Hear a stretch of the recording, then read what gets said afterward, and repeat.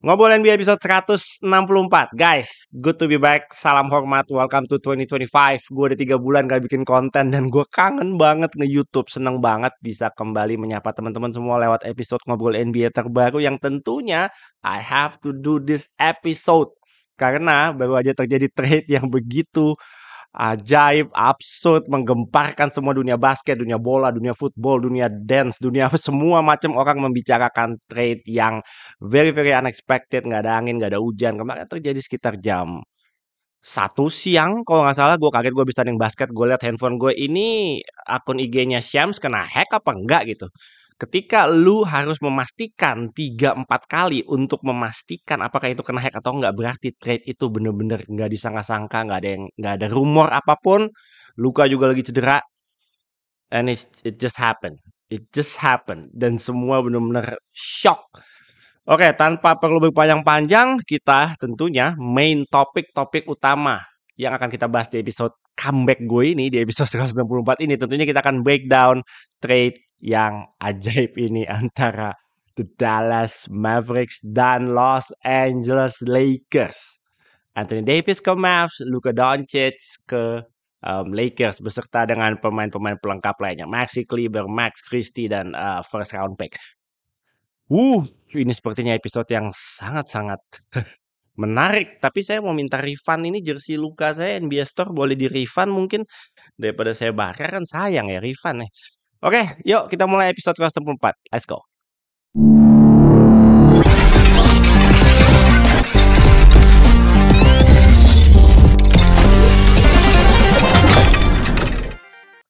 Ho ho, welcome back, welcome back. Gila 3 bulan gak bikin episode. Gue masih punya 2 video vlog yang belum gue post. Ada video vlog ketika gue nonton di C Center, itu belum gue post. Vlog ketika gue nonton di Intuit Dome itu belum gue post. Asli guys, gue minta maaf banget, 3 bulan belakangan ini gue sama sekali tidak bisa menemukan waktu even 2 jam untuk konten YouTube tuh. Gak ada, full kerja, kerja dan kerja dan waduh gila, gue harus mulai lagi. Banyak sekali pertanda-pertanda yang membuat gue berpikir bahwa gila men, ternyata banyak banget orang yang menikmati konten YouTube ini dan sudah kangen dan tentunya berharap ada informasi-informasi dan berbagi sharing, diskusi dengan gue untuk pembahasan-pembahasan tentang NBA. Gue bersyukur banget ada aja orang banyak, ketemu di mall, ketemu di lapangan basket, DM dan lain-lain yang nanyain kapan ngobrol NBA lagi Koiril. Gue sangat-sangat nungguin dan lain-lain. So banyak sekali pertanda-pertanda yang sepertinya oke, it's time for me untuk bisa nyempetin waktu lagi bikin ngobrol NBA secara rutin, dan kick off-nya adalah hari ini. Tidak ada momen kick off yang lebih tepat dibanding hari ini karena kemarin baru saja terjadi hal yang begitu absurd sebenarnya. Ini gue ngikutin NBA tuh udah 35 tahun. 35 tahun. Menurut gue belum pernah gue sebegitu shocknya terhadap suatu berita sekian lama. Mungkin belum pernah. Kalaupun pernah gue udah lupa. Dan itu berarti nggak memorable berita itu. Gue sangat shock ketika Kobe meninggal, itu jelas gue shock. Shock banget, depresi, stres, nangis berhari-hari. Jelas Kobe meninggal. Itu sedih banget banget. Michael Jordan pensiun, sedih banget Jordan pensiun tuh. Tapi kan itu ngomongin pensiun, ngomongin kecelakaan, meninggal dunia dan lain. Tapi kalau soal trade, gue belum pernah sampai se-shock itu kejadiannya kemarin jam 1 siang. Gue habis tanding basket, gue lagi habis cooling down, gue pegang handphone, tiba-tiba kok notifikasinya banyak banget dan banyak sekali DM yang kelihatan di notifikasi handphone gue bilang, Koiril what just happened, Koiril what just happened, Koiril lihat itu Lakers dan Mavs. Gue bilang apaan sih Lakers dan Mavs, ngapain gitu loh. Lakers lagi baik-baik aja di posisi 5, Mavs nggak ada rumor apa-apa sih tentang Mavs itu. Jadi apa yang terjadi gitu begitu gue buka, Luka Doncic just got traded to the Lakers for Anthony Davis. What in the oh my god. Gila, gue langsung tiba-tiba shaking gitu ya. Gue shaking, gue bukan fans Mavs, gue bukan fans Lakers, tapi gue secara spontan gue shaking tangan gue. Gue mikir, is is this real? Ini di-hack atau ini kalau ibaratnya ada di apa X Twitter itu kan ada NBA Central, ada NBA Centel tuh. Gue kadang suka ketipu tuh kayak gitu-gitu. Akhirnya gue memastikan bahwa man, this is real, bro. This is real. This is gila itu detik itu gue langsung langsung ngepost di IG dan komennya langsung 500 lebih dan oh my god. Yuk kita bahas apakah ini sebegitu membingungkan ya dan apakah ada konspirasi mungkin di belakang-belakangnya buat bahan-bahan apa insight-insight aja. Namanya teori konspirasi ya diada-adain walaupun sebenarnya mungkin nggak sampai sejauh itu, nggak ada konspirasi apapun, emang pengen di-trade aja tapi kita bahas juga nanti. Karena itu cukup cukup jadi perbincangan juga di sosial media. Yuk kita menuju kemana? Gue udah lama nih nggak main ginian jadi pelan-pelan ya. Gue pindah kemana nih? Oke, ke sini. Oke. Mari kita buka. Tuh kan, jadi balik ke IBL. Kita nggak mau bahas IBL, bro. Oke. Oke, kita akan buka dengan konten ini. Sah, gila. Biar kalau bikin video-video gini, ngedit-ngedit gini, butuh cepet, men. Nggak boleh lama-lama. Editornya dikasih waktu 10 menit, edit, jadi post. Ya, nggak 3 minggu, nggak bikinnya 3 minggu. 5 menit, 5 menit jadi. Jadi ini ya, video-video yang sebenarnya sebenarnya editannya masih kasar karena begitu luka ganti baju kelihatan kayak begitu jalan kelihatan tuh tek tek patah-patah tapi it's still a good apa ya a welcoming video yang benar-benar membuat gue jujur gue merinding sih melihat video ini. LeBron udah dari kapan tahu dia bilang bahwa dia ngefans banget sama Luka Doncic. Begitu juga sebaliknya, Luka ngefans sama LeBron, mereka appreciate each other, mereka compete against each other dan sekarang menjadi teammate itu satu apa ya? Durian runtuh sih men buat Lakers. Nanti kita breakdown, kita bahas siapa yang menurut gue lebih lebih bisa menikmati trade ini dan siapa yang bikin gue geleng-geleng sih sebenarnya. This guy, the two GM involved in this trade. Yang kiri adalah Nico Harrison, yang kanan adalah of course Rob Pelinka. Orang yang ada di sebelah kiri ini mungkin sebaiknya ya Nico Harrison sebaiknya nggak terlalu banyak terlihat di ruang publik ya.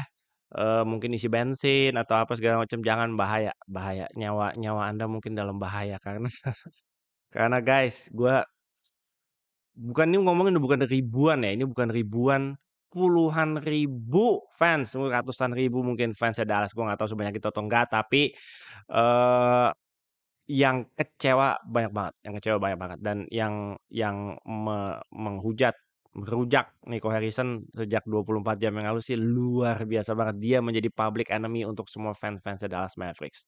Why? Kenapa? Kita bahas dulu kenapa. Kenapa Nico Harrison dianggap sebagai public enemy dan mungkin kalau kita tanya 100 orang mungkin hanya 2% yang mendukung keputusannya dia ini dan mungkin menunggu apakah ini bisa berimpact positif seiring berjalannya waktu tapi 98-99% sih isinya semua makian dan ancaman sebenarnya buat Nico Harrison.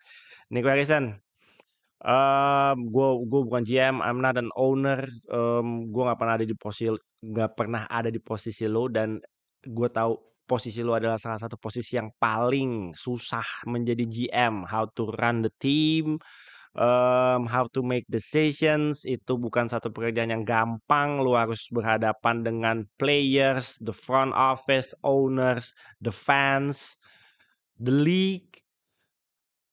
Membuat satu keputusan apalagi nge-trade franchise player ya. Ini bukan ngomongin just another superstar, just another star player, rising stars. No. This is the face of your franchise. Ini franchise player.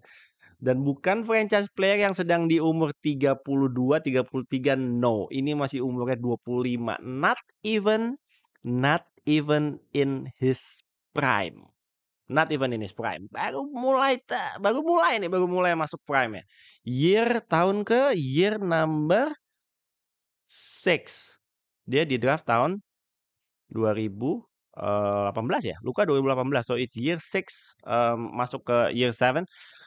Man, nggak ada sih, nggak pernah terjadi sih. Gila sih ini.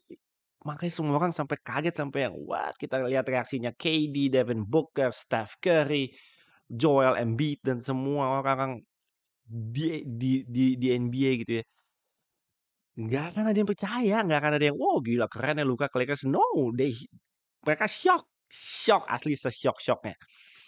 So Nico Harrison gua acungi jempol sih. Lu menantang maut sih ini. Lu menantang maut, lu udah siap mati sih ini sebenarnya. Gila sih Nico Harrison sih. Ajaib, man. Oke, buat teman-teman yang nggak tahu Nico Harrison, sebelum dia viral gara-gara trade ini Luka Doncic ke Lakers, sebelumnya Nico Harrison pernah berhadapan dengan Steph Curry. Gue tadi udah menyiapkan satu kontennya, sebentar. Kita lihat ya. What's the content? This one. Nico Harrison. Nico Harrison sebelum menjadi GM and running the operation di Mavs, dia adalah one of the top level vice president I think atau VP atau apa di Nike. Dan ketika Steph Curry sedang berusaha untuk deal dengan Nike, yang ada di ruangan bersama Steph Curry mewakili Nike itu adalah Nico Harrison. Dan Nico Harrison ketika presentasi ke Steph Curry, merepresentasikan Nike, dia ngomong Steph Curry itu Stephon Curry, dia kadang bilang Seth Curry, dia juga nyiapin presentasinya itu adalah presentasi buat Kevin Durant, sehingga membuat Steph Curry, udahlah males gue ke Nike, gue kayak nggak dianggap apa-apa, let's go to Under Armour. Itu Nico Harrison tuh. Nico Harrison tuh di ruangan itu. Jadi dia kehilangan Steph Curry dan dia sekarang kehilangan Luka Doncic. Bro, gue cuma bisa doain ya. Kita ngomongin Nico Harrison, gue cuma bisa doain ini keputusan lo nggak salah sih. Tapi untuk secara logika, secara secara apa ya? Ya berpikiran logik lah. Lu melepas orang Luka Doncic yang mungkin nggak akan datang 5-10 tahun sekali gitu loh. Punya generational talent kayak Luka Doncic. Nggak ada men, nggak ada. Yang punya value nggak cuma di lapangan tapi business value buat Dallas Mavericks. Itu gede sekali. Siapa sih yang jualan jersey? Other than sekarang ya, kita ngomongin sekarang ya. Selain Kyrie, selain Luka Doncic, siapa dia jualan jersinya siapa? Dwight Powell. Kan nggak ada yang mau beli jersinya Dwight Powell. Nggak ada yang bisa jualan kecuali Kyrie and Luka Doncic. Terutama Luka Doncic karena kita tahu dengan ada Luka Doncic itu fansnya expandnya gede banget ke Eropa dan lain-lain. Itu value-nya Luka Doncic sih tinggi sekali, bukan cuma sebagai pemain tapi as an icon, as an apa ya, business value-nya itu tinggi sekali. Dan ada yang bilang bahwa Dallas itu memang tidak yakin untuk memberikan kontrak supermax extension ke Luka Doncic yang nilainya mencapai sekitar 350-an, berapa ya? 350-an kalau nggak salah. Supermax 5 year, 5 tahun.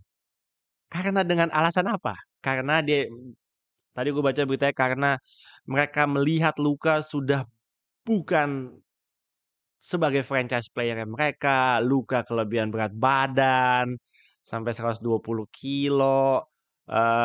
He looks fat. Basically kasarnya he looks fat dan dia tidak bisa conditioning, dia tidak merawat dirinya dengan baik dan lain-lain. I mean, come on, man.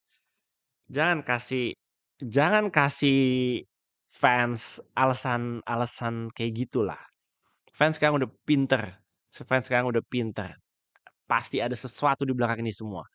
Nggak mungkin cuma masalah berat badan, nggak mungkin cuma masalah supermax extension. Lu dengan sekarang Luka Doncic di trade ke Lakers, Mavs savingnya lumayan gede sih, berapa ratus million US dollar.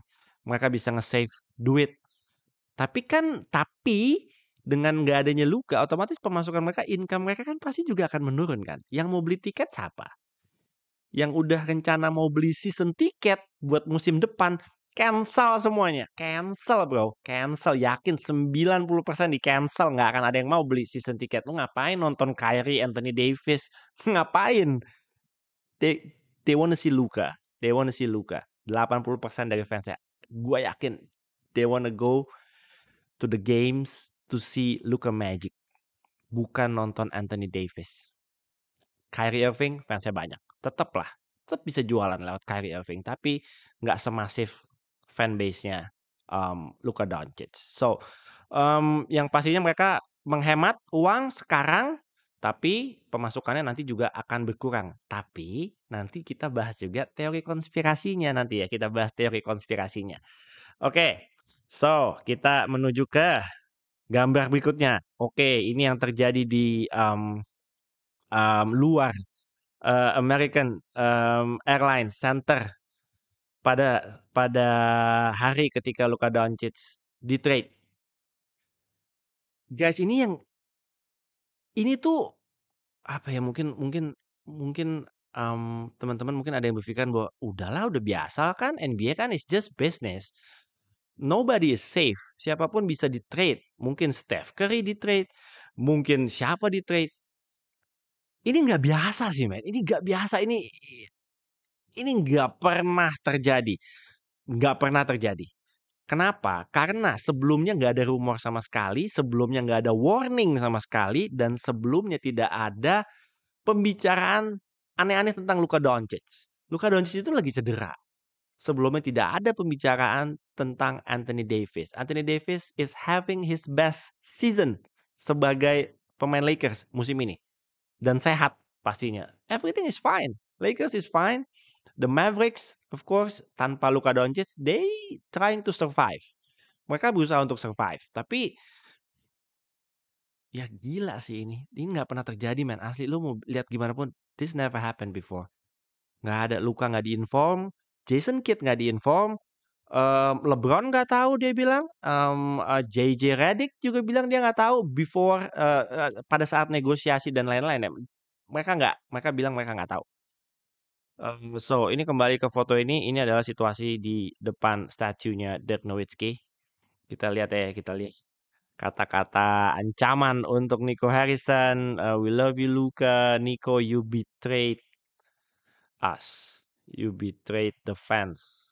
Burn in hell. Udah kata-kata itu ngeri ya. Ngeri loh. Ini semua pada ngasih poster-poster Luka Doncic, trade Nico, sell the team. Dallas deserves better. We love Luka. Gila. Rest in peace, Mavs. Dan semua ini datangnya dari fans. Fans yang merasa dihianati. Karena mereka sudah begitu loyal sama Dallas Mavericks, tapi tanpa sepengetahuan mereka trade sebesar ini bisa terjadi secara tiba-tiba. Dan ini gue jujur ya, gue bukan fans Dallas Mavericks, tapi gue tahu banget kalau ada fans Dallas Mavericks, gue bisa membayangkan kalian seberapa kecewanya. Seberapa kecewanya. Lu kehilangan bukan cuma your leader, your go-to guy, pemain yang skor 70 points, no. Lu kehilangan seorang icon yang sudah begitu connected sama lu sebagai fans Dallas ya. Gue tahu kenapa mereka semua kecewa. Kenapa mereka semua kecewa? Kenapa mereka merasa dikhianati? Kenapa mereka sampai apa eh munculin semua banner-banner dan barang-barang itu di bawah statunya Dirk Nowitzki? Karena mereka merasa bahwa Luka Doncic itu akan menjadi the next Dirk Nowitzki, main 20 tahun nggak perlu ganti tim di satu tim yang sama. Bisa dibilang Luka Doncic itu untouchable. Bisa dibilang. Tapi what just happened? Ini justru gue kebayang sih di posisi mereka, dan teman-teman kalau baca mampir ke Instagramnya Dallas Mavericks, iseng aja buka salah satu poster barunya mereka aja, bacain komennya. Nggak cuma ratusan, nggak cuma ribuan, puluhan ribu komennya gue bacain semalam. 9.000 komen gue bacain satu persatu. Satu persatu. Mereka merasa dikhianati. Mereka sudah berencana untuk tidak lagi mendukung Mavs. Mereka sudah berencana untuk memboikot tidak nonton Mavs ke lapangan, mereka mereka udah merencanakan hal-hal ajaib deh udah. Ajaib deh udah, kesian sih fans-fansnya Mavs ini ya. Well, tapi di balik itu semua, di balik fans-fans yang kecewa, gue masih menemukan fans-fans yang terus berpikiran positif pastinya ya. Ngapain sih kita kita selalu yang pasti mereka kaget tapi mereka coba cari titik positifnya gitu, sisi positifnya. Teman-teman, kalau kita lihat ya, coba ya. Gue tadi udah ada fotonya. Wait. Aduh, ini trade ini padahal bagus loh ini. Swear, trade ini tuh bagus banget. Spurs keren. Spurs dapetin De'Aaron Fox tanpa Stephen Castle tersentuh. Gila. Gila Spurs. Gue pikir Stephen Castle akan jadi part of the trade. Tapi enggak. Gila men. Ini kita nggak cuma ngomongin De'Aaron Fox dan Wemby ya. Stephen Castle-nya nggak kesentuh man. Jeremy Sohan, Devin Vassell, Keldon Johnson, masih ada CP3 off the bench. San Antonio Spurs keren banget. Ini trade yang keren banget banget buat San Antonio Spurs. Kalau buat Zach LaVine, gue rasa dia sudah terbiasa bermain reuni lagi dia sama DeMar DeRozan di Sacramento Kings. Dan tadi di beritanya di mana ya? Bahwa yang nanti akan menggantikan De'Aaron Fox untuk running the point adalah Malik Monk. Malik Monk, penasaran juga ngelihat Malik Monk running the point as the starting point guard buat Sacramento Kings. Bulls ya dapat terima kasih lah Bulls. Nggak, Bulls dapat first round pick mereka yang kemarin dia kasih siapa tuh? Habis itu balik lagi first round pick nanti buat 2025 buat tahun ini. Oke lah. Bulls juga memang mau full rebuild kan rencananya. Loh, kita jadi bahas trade ini. Selingan aja, tapi trade ini keren banget buat San Antonio Spurs. Keren banget buat San Antonio Spurs. Buat Sacramento Kings juga sebenarnya bagus lah. Zach LaVine. Kita ngomongin masih ada DeMar DeRozan, Keegan Murray dan lain-lain. Malik Monk. Bagus kok masih Sacramento Kings. Domas, ya hopefully mereka bisa tetap stay competitive lah di West, tapi I think the winner dari trade ini adalah San Antonio Spurs. Menurut gue San Antonio Spurs bakal lebih keren musim ini dan musim-musim berikutnya. Keren. Tadi gue mau bahas tentang this one. Ini adalah New Look Lakers, walaupun I don't think Maxi Kleber bakal jadi starting center sih, mungkin Jackson Hayes ya. Tapi again, ya anggaplah Jackson Hayes lah, Jackson Hayes, Austin Reeves, Luka, LeBron, Rui, keren. Tapi yang pastinya kehilangan AD jelas defense-nya pasti bakal berasa banget kehilangan seorang Anthony Davis untuk sebagai seorang defensive anchor ya. Itu pasti bakal berasa banget bagaimana mereka bisa mendefend paint areanya nanti, apakah malah jadi malah jadi defensive ratingnya sih pasti drop banget dengan nggak adanya AD. Tapi menurut gue Lakers belum selesai dan menjelang trade deadline ini mereka pasti akan berusaha untuk mencari siapapun yang available untuk mengisi posisinya AD. Mungkin Time Lord, Robert Williams, ada yang bilang Walker Kessler, which is menurut gue tidak mungkin kalau Walker Kessler ya. Or Miles Turner yang sudah dari lama juga dirumorkan untuk ke Lakers ya. Tapi menurut gue Time Lord aja, Robert Williams aja menurut gue udah oke banget sih untuk bisa mengisi kehilangan AD karena what they need adalah defense. Karena kalau offense-nya udah digantikan sama Luka Doncic gitu. Defense-nya yang bakal drop. Nah, ini nanti PR juga buat Pelinka karena he did his job, dia dapat durian runtuh, dapat seorang Luka Doncic yang tentunya bakal menjadi face of the franchise untuk 10 tahun ke depan. He is the face of LA. Ini benar-benar durian runtuh, nanti menyambung ke teori konspirasi yang akan kita bahas juga. Ini kayaknya bakal panjang banget nih episode ini. Gokil. Apa. Episode comeback kita bikin panjang aja. Nah, tadi kita bahas Dallas Mavericks. Ini teman-teman lihat ya. Teman-teman lihat. Kyrie at the point, shooting guard Clay, and then the PJ paling jago Washington kalau lawan OKC paling jago masih ada di situ. AD back to his natural position at 4. Dia selalu senang banget kalau main di posisi 4. Dia selalu pengen banget untuk kembali main di posisi 4 dan dia akan mendapatkan itu di Dallas Mavericks. So I'm happy for AD. Cuma gue nggak tahu sih abis biasa dapat vibe-nya LA tiba-tiba pindah ke Texas, Dallas. Bosen kayak I don't know if he's happy or not. Gue nggak tahu apakah AD happy dengan kejadian ini, dengan trade ini. Hopefully he is happy. Mencari suasana baru. Dia di Lakers berarti udah 6 6 tahun ya, 6 tahun ya. Satu championship bubble, satu in game apa? In season in season tournament. Ya, cukup lah. Sekarang di Dallas dengan line up seperti ini, Kyrie, Clay, PJ, AD dan Gafford dan Lively nanti split their minutes sebagai center.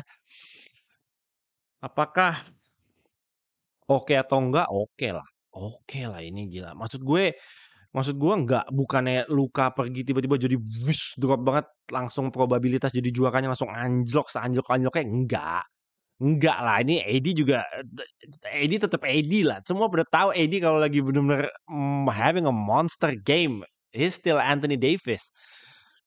Dan dia bisa main di posisi 4 yang bikin gue penasaran juga nanti dia bakal enjoy-nya seperti apa karena memang big man-nya Dallas tuh sebenarnya udah loaded ya, ada Gafford, Derek Lively yang tentunya menunjukkan growth setiap musim. Now ada AD.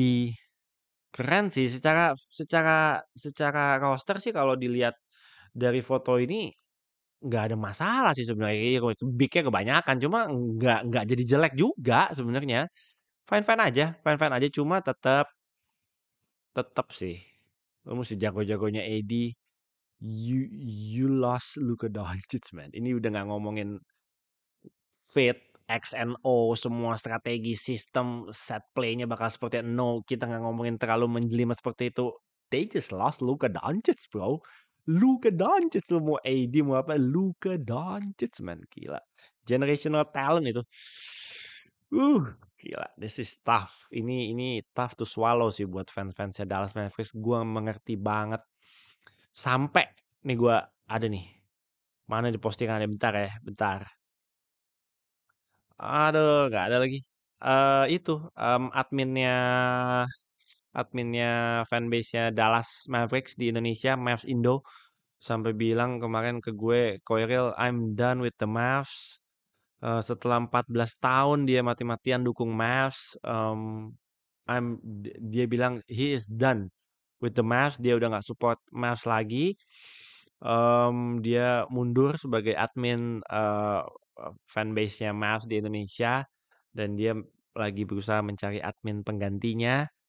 Tapi ya dengar ceritanya dia sih sedih juga karena gue tahu banget dia gila banget sih sama Dallas Mavericks khususnya sama Luka Doncic dan dia juga sama seperti yang tadi gue ngomong di awal dia merasa sangat dihianati sama Nico Harrison dan bos-bosnya di Dallas Mavericks. Kenapa kalau ini keputusan Nico Harrison? Kenapa atas-atasnya approve?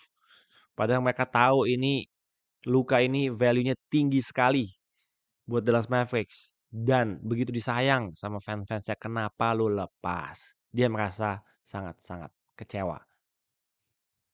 Teman-teman lihat di gambar ini ya. Ini post ketika Dallas Mavericks bilang welcome Anthony Davis. Ini di post sama Dallas Mavericks. Welcome Anthony Davis. Dan lihat berapa jumlah komen ya bro. 17.000 komen. 17.000 komen. Silahkan teman-teman mampir ke IG-nya Dallas Mavs. Lihat postingan ini dan bacain komen-komennya. Yang like-nya paling banyak aja tuh kan biasa kalau yang likes-nya banyak tuh munculnya di atas-atas tuh. Bacain aja lah. Sampai scroll ke bawah berapa kali bacain dan teman-teman bisa merasakan pahit banget jadi fans Dallas Mavericks. Pahit.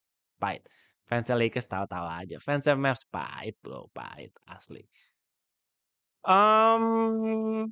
Well, again, ini dari Instagram gue. Ada salah satu followers yang komen bahwa Rob Pelinka, big man bagus bisa dicari. Karena gini, karena banyak fans-fans Lakers yang bilang bahwa jangka panjang sih untung Lakers ya karena dapat icon, dapat seorang penerusnya LeBron, nggak usah pusing lagi mencari siapa yang bakal menjadi wajahnya Lakers dan lain-lain. Jangka panjang sih keren ya, tapi jangka pendek gimana ya? Big man-nya siapa ya? Jackson Hayes, siapa Maxi Kleber dan lain nggak ada big man ya habis. Big man terbaiknya malah di-trade gitu. Tapi si anak seorang petani ini dibilang Rob Pelinka mungkin hanya yang muncul di pikirannya adalah big man bagus bisa dicari, tapi Luka nggak datang 2 kali. Ini udah alasan paling logis. Kalau jadi Rob Pelinka udah lu mau ini seperti di halaman berikutnya ini ada meme-nya kan.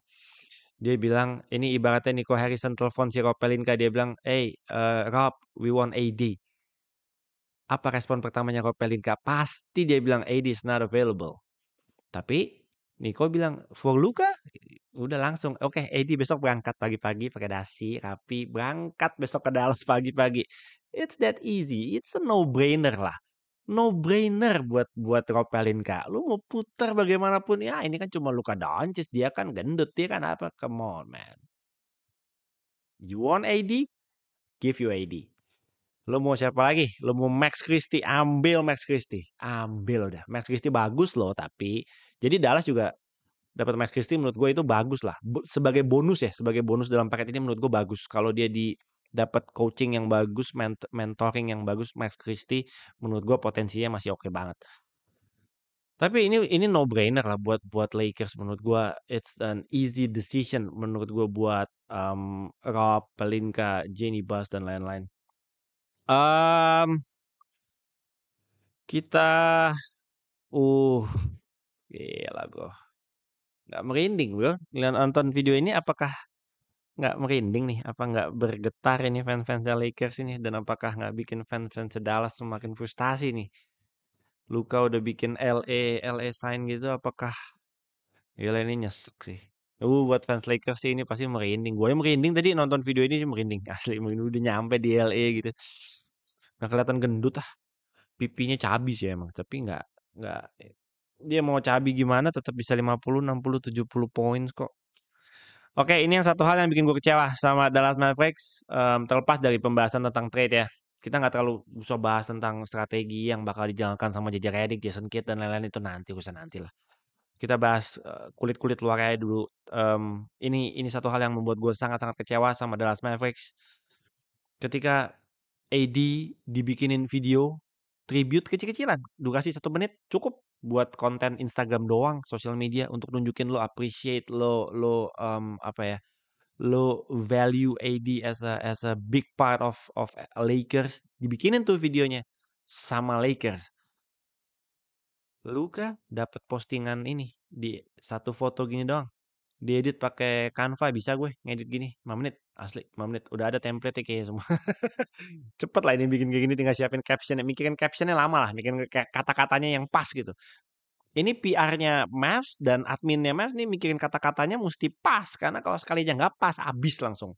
Karena sebelum kejadian ini, sebelum mereka ngepost thank you buat Luka ini, mereka malah ngepost welcome AD duluan ya udah dirujak lah abis lah.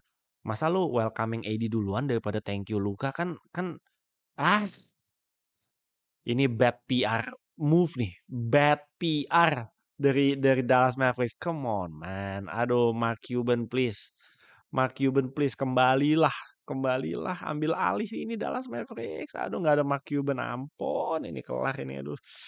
Oke nanti kita bahas ownership barunya Mavs sekilas saya di teori konspirasi. Teori konspirasi seru nih seru. Ini kecewa, ini bikin gue kecewa, yang respon tadi gue post ini juga di IG, ratusan juga yang menyatakan kekecewaan yang sama. Hopefully hopefully dalam waktu dekat dia paling enggak adminnya bikin atau editornya kreatif timnya bikin sesuatu lah ya untuk nenangin fansnya Mavs gitu ya. Ini ini kacau man, ini masalah lagi kacau. Lu kan tadi lihat itu di depan patungnya Dirk Nowitzki kayak apa. Lah, ini gue tunjukin lagi satu. Ini orang bawa peti mati loh, Bro. Asli, Bro. Tadi lo. Tuh, dia bawa coffin, Bro. Peti mati, Bro. Itu peti mati loh itu. Nggak ada. Nggak ada dalam sejarah NBA fans sampai sebegitunya protesnya terhadap sebuah trade ya.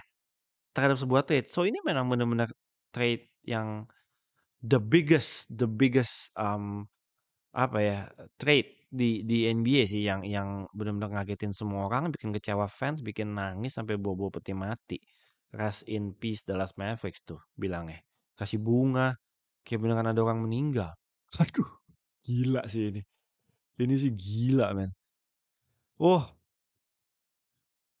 ini berita yang sebenarnya flashback lagi ketika waktu itu, trade antara AD dan Pelicans ya, Pelicans dan Lakers ketika Pelicans mendapatkan, Lonzo Ball, Josh Hart, Brandon Ingram, basically Lakers udah ngebuang semua youth players mereka untuk they wanna win now dengan mendatangkan Anthony Davis. Akhirnya Anthony Davis berhasil menyumbangkan, 1 gelar juara buat, mmm, Lakers dan akhirnya sekarang dari Anthony Davis itulah berubah menjadi Luka Doncic. Jadi setelah dirunut-runut gini, nggak itu juga ya, keren juga ya gitu kalau kalau di flashback gini. Lonzo sekarang juga aduh kapan mainnya Jojo lu main 2 hari kemudian cedera, 2 hari main, 2 hari cedera gimana sih? Josh Hart sih keren, keren lah Josh Hart di Knicks, Brandon Ingram lagi cedera ya dia dia musim ini banyak banget cedera. Aduh gila musim ini banjir cederanya banyak banget. Gila sana sini cederanya. Eh, ini jujur gue bukan fans Dallas Mavericks. I love Luka dan gue membaca surat perpisahan Luka ini gue tadi secara spontan gue netesin air mata karena it feels really genuine. Ini terasa sangat genuine dari hati seorang Luka Doncic yang dia begitu mencintai fans-fansnya di Dallas. Dia begitu mencintai City of Dallas. Dia begitu mencintai all the community yang dia sudah bantu di Dallas dan especially the fans. Dia nggak pernah bikin masalah. Dia selalu memberikan he always gave his all di Dallas Mavericks. Dia bawa Dallas Mavericks back to NBA Finals dan sekarang dia in LA. What a turn turn off apa namanya turning pointnya ini gila sih men. 7 tahun yang lalu gue sampai di Dallas sebagai seorang remaja untuk mewujudkan mimpi gue bermain basket di level tertinggi. Gue berpikir bahwa gue akan menghabiskan seluruh karir basket gue di sini. Di sini dia sampai bilang gitu loh. Dia berpikir bahwa dia akan menghabiskan karirnya di Dallas Mavericks dan dia pengen banget memberikan gelar juara buat kota Dallas. Mm, The love and support yang diberikan sama fans ke gue itu jauh lebih besar daripada yang pernah gue bayangkan dan gue impikan. Sebagai seorang anak kecil dari Slovenia datang ke US untuk pertama kalinya, kalian membuat North Texas serasa seperti rumah sendiri. Dalam keadaan baik dan buruk, injury sampai dengan NBA Finals, support kalian tidak pernah berubah. Thank you. Bukan hanya saat kita merayakan momen-momen terbaik kita, tapi juga untuk menyemangati gue ketika gue sangat-sangat membutuhkan semangat dan energi itu. Untuk semua organisasi yang gue pernah kerjasama selama waktu gue di Dallas, terima kasih telah membiarkan gue memberikan kontribusi terhadap apa nih, to your important work. Oh, mungkin terhadap terima kasih telah memberikan gue kesempatan untuk berkontribusi dalam proyek-proyek yang pernah dia jalanin, terutama dalam membantu orang-orang yang membutuhkan. Saat ini gue akan memulai chapter baru dalam journey perjalanan basket gue. gue meninggalkan kota yang akan selalu rasanya gue jelek banget ya nerjemahinnya. I'm living a city that will always feel like home away from home. Bahasa Indonesianya gue nggak bisa menerjemahkan dengan baik tuh kalau yang bagian itu tuh. A city that always feel like a home away from home. Itu rumah jauh dari rumah tapi rasanya seperti di rumah. Gitu deh intinya pokoknya. Dallas is a special place. Dan fans-fans Mavericks are special fans. Thank you from the bottom of my heart, Luka. Ini very very emotional. Gue merasakan very very sincere, very very tulus dan benar-benar apa ya? It's tough to be Luka, man. Gila, out of nowhere loh. Out of nowhere. Ini benar-benar kaget sih. Udah mau bahas teori konspirasi nih. Sebelum kita tutup nih, apalagi yang belum gue munculin sebelum gue lupa. Ya, udah semua sih kayaknya. Kita nggak perlu ngomongin yang detail-detail apa, mmm, X and O's, strategi dan kira-kira siapa yang menang, siapa yang kalah dalam trade ini, kita nggak perlu bahas itu karena teman-teman juga udah tahu in the long term, in the next 10 years Lakers sudah menemukan wajah buat tim ini dan siapa yang akan who will run the show after LeBron pensiun. Sudah tidak perlu nyari kemana mana lagi, sudah ada tuh depan mata. Dikasih tuh di depan mata. So, ini belum gue kasih lihat nih, ini statement yang datang dari orang tuanya Luka Doncic, Sasa Doncic. Ya dia juga kecewa banget sama front office Dallas karena ya anaknya nggak salah apa-apa juga. Dia bilang bahwa dengan trade ini Dallas benar-benar bikin gue kecewa. I think Luka absolutely didn't deserve this. Kayaknya dia merasa Luka nggak pantas mendapatkan ini dan papanya bilang bahwa Luka itu sacrifice, dia berkorban banyak untuk Dallas Mavericks. Jadi dia sangat-sangat tidak layak untuk mendapat perlakuan seperti ini. Dia bilang juga Luka sangat-sangat respect sama Dallas, seluruh kota Dallas. Dia ngebantu anak-anak dan dia juga nggak masalah ketika diajak untuk ada event di hospitals atau event-event charity. Dia bermain 100 game last season musim lalu for like 40 minutes per game secara konstan terus menerus di double team lawan. So dengan semua perjuangan dia itu, I think dia bilang I feel it's really unfair from Dallas. So ya bapaknya udah ngomong gitu berarti memang ada sesuatu yang dia nggak tahu, hidden agendanya, mungkin ada hidden agendanya. So terakhir ya kita bahas apa ya? By the way ini laptop gue baterainya habis, so gue akan cut dulu di sini. Gue akan colokin laptop gue ke colokan biar recordingnya nggak habis. So kita cut dulu di sini. 3, 2, 1. Oke, sudah dicolok laptopnya. Kita akan kembali ke pembahasan terakhir ya. Terakhir ini jadi ada satu post yang isinya adalah gue tulisnya bacaan sambil makan siang. Gue juga dapetnya dari salah satu fansnya Dallas Mavericks di WA group. Dan setelah gue baca ini semua memang apa ya, masuk akal. Bukan berarti ini benar, bukan berarti ini benar, tapi ini again ini adalah teori yang mungkin menjadi salah satu penyebab kenapa trade ini bisa sampai terjadi out of nowhere, yang benar-benar tidak direncanakan dan orang-orang tidak kedengaran sedikit pun rumornya tiba-tiba terjadi. Oke, gue ini ada beberapa halaman yang berbahasa Inggris, tapi gue udah menangkap ceritanya.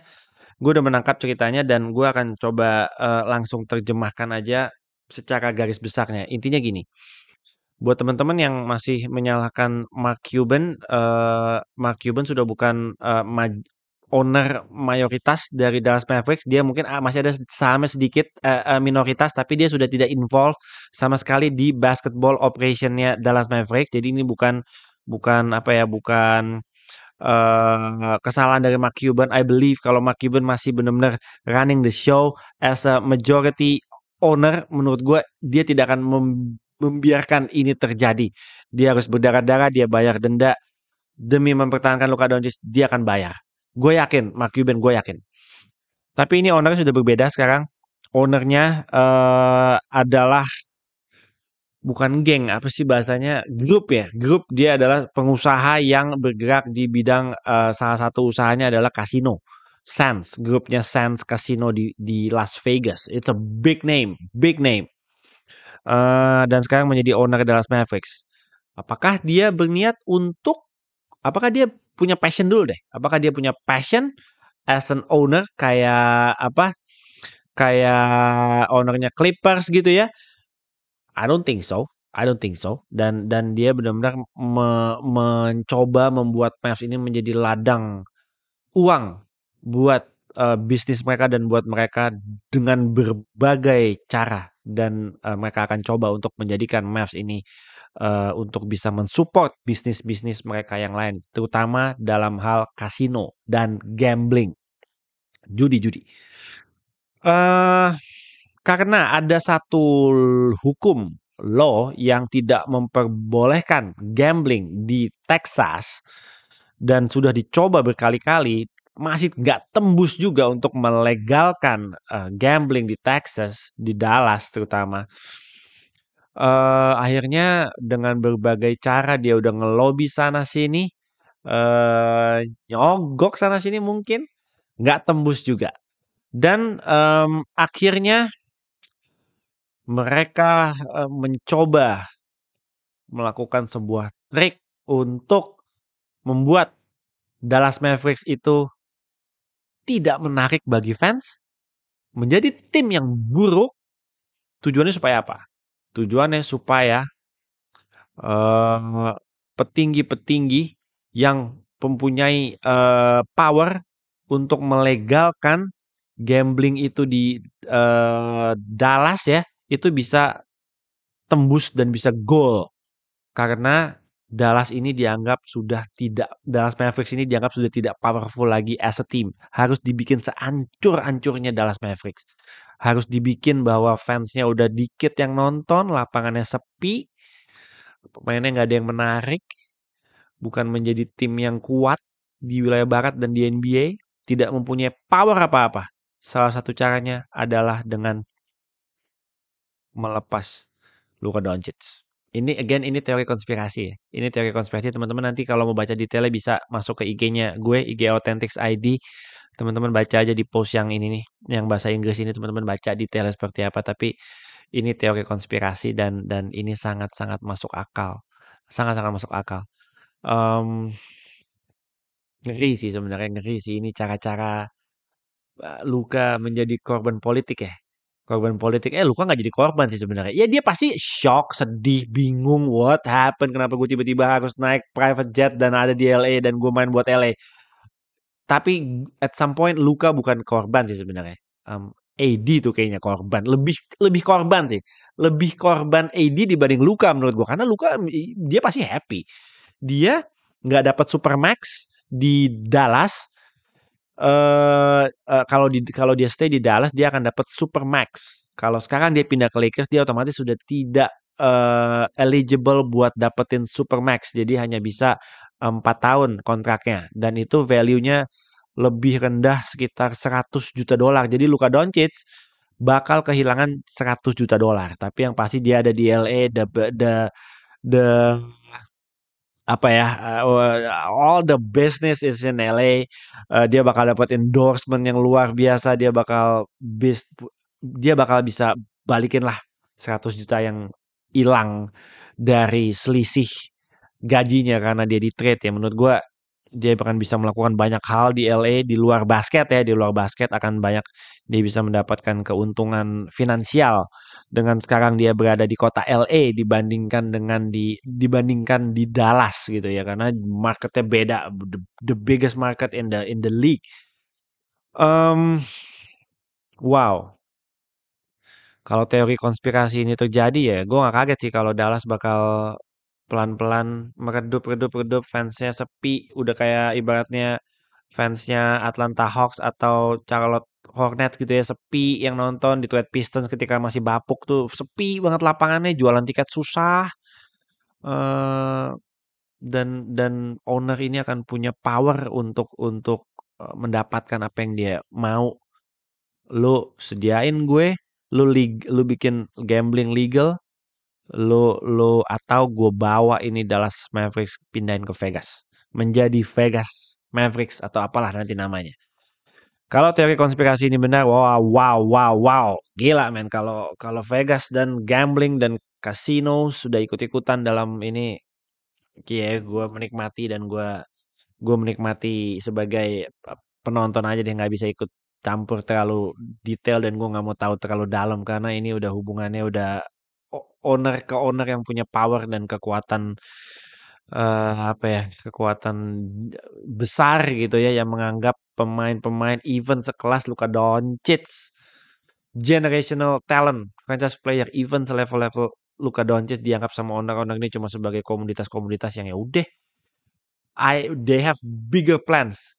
Gue yakin mereka punya bigger plans, owner-owner ini untuk meloloskan bisnis-bisnis mereka, gorila bisnis-bisnis mereka dengan menghalalkan berbagai macam cara dan Luka dianggap hanya sebagai komoditas saja. Ya lu kerja sama gue mau trade lu ya lu mesti nurut gitu. Ya mungkin Nico Harrison jadi kambing hitam sih, jadi tumbalnya Nico Harrison suruh pasang badan, akhirnya dia yang dirujak habis-habisan. Ya we never know. Again, ini cuma teori konspirasi yang boleh percaya boleh enggak, benar atau enggaknya cuma teori konspirasi juga. Oh, panjang ya? Panjang loh. Eh, gila, berapa menit ya? 40 menit ada video ini. But it's good to be back. Sorry kalau mungkin banyak pembahasan gue yang nggak urutannya nggak rapi karena it's my first time back on YouTube. It feels kayak baru pertama kali bikin episode pertama gitu ya. Padahal ini udah episode ke 164. Doain gue bisa terus rutin bikin episode ngobrol NBA. Paling tidak 2-3 kali seminggu. Again, gue mohon maaf banget kemarin dalam 3 bulan ini. Ya teman-teman kalau melakukan sesuatu secara berulang-ulang walaupun dengan topik yang berbeda selama bertahun-tahun, udah 2 tahun lebih, pasti ada satu titik di mana lu merasa jenuh melakukan hal apapun. Pasti ada satu titik yang jenuh. Kemarin tuh gue ke US and then Desember juga berangkat kemarin ke Australia dan lain-lain itu terlalu banyak apa ya? Banyak distraction ya untuk bikin YouTube terutama. Kalau Instagram sih masih tiap hari gue bikin.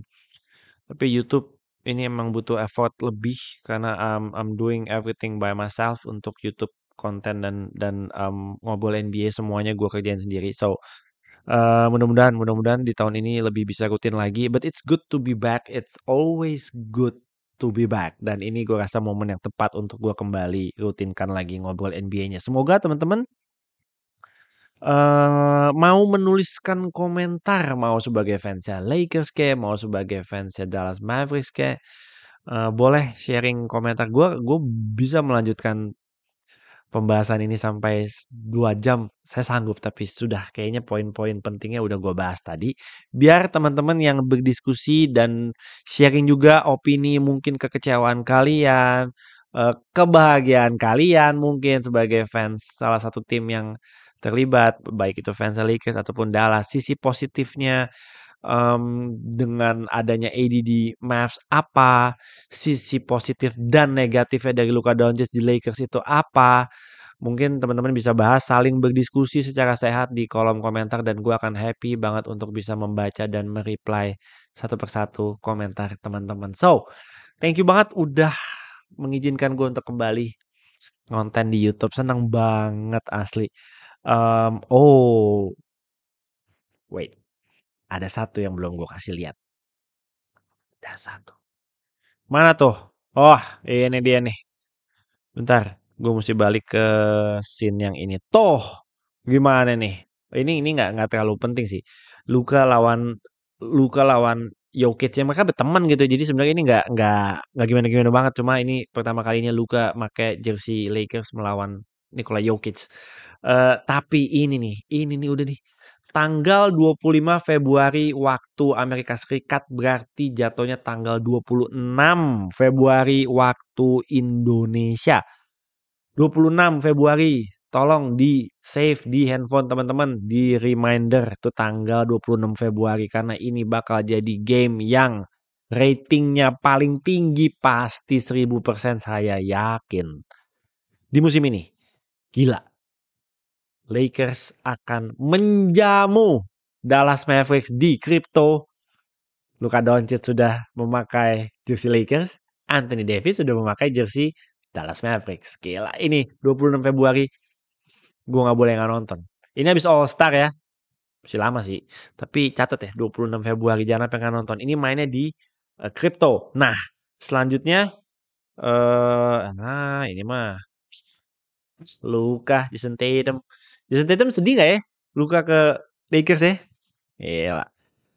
Anyway, oke, segitu aja. Segitu aja konten episode 164. Mudah-mudahan ada berita yang menarik lagi dalam beberapa hari ke depan. Semangat bro, semangat ini konten. Nggak tahu hari ini kontennya semangat banget, panjang banget. Padahal ini hari pertama balik lagi ke YouTube. Besok mungkin gue bakal bikin vlog yang di Chase Center dan Intuit Dome. Gue post duluan, and then kalau ada berita yang menarik memang yang bisa kita bahas, tentunya gue akan bikin episode ngobrol NBA berikutnya. So, terima kasih teman-teman semua. Jangan lupa like, comment, dan subscribe di channel Iril Darmawan TV. So, it's privilege for me to be back in YouTube. Mudah-mudahan bisa konsisten terus ke depannya. Gue gak menjanjikan apa-apa. Gue hanya harus memotivasi diri gue untuk terus memotivasi untuk bisa menyediakan waktu untuk terus konten di YouTube. Karena ternyata banyak sekali orang yang membuat gue sampai pikir bahwa gila men, gue gak nyangka ya konten gue ternyata bermanfaat buat banyak orang. So, segitu aja episode 164. Thank you guys for watching. Sampai lupa gue harus ngomong apa. Thank you guys for watching. Sampai jumpa di episode 165 fans Dallas Mavericks. Mudah-mudahan ada titik terang. Kalian kaget, depresi, stres, sedih, bahagia, kecewa, pengen marah, dan lain-lain, silahkan. Fans Lakers, nikmati momen-momen ini. Nikmati momen-momen ini. Oke, see you guys on the next episode. I'm out.